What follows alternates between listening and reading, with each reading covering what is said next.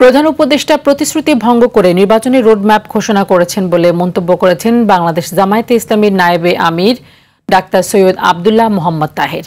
সকালে Comilla central medical college মিলনায়তনে কালীবাজার ইউনিয়নের নির্বাচনী দায়িত্বশীল সমাবেশে প্রধান অতিথির বক্তব্যে তিনি এসব কথা বলেন। এ সময় তিনি আরো বলেন, এই রোডম্যাপ একটি সুষ্ঠু নির্বাচনকে ভণ্ডুল করার নীল নকশা।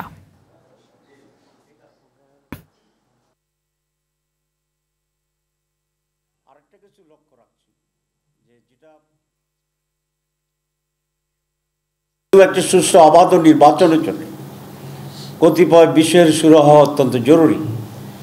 তার মাঝে এক নম্বর হচ্ছে, আমরা বলেছি জুলাই চার্টার, এটাকে আমরা যেখানে ঐক্যমত্য পৌঁছেছি সে সমস্ত জায়গায় এটাকে আইনগত ভিত্তি দিতে হবে এবং এর ভিত্তিতেই ফেব্রুয়ারির নির্বাচন হতে হবে।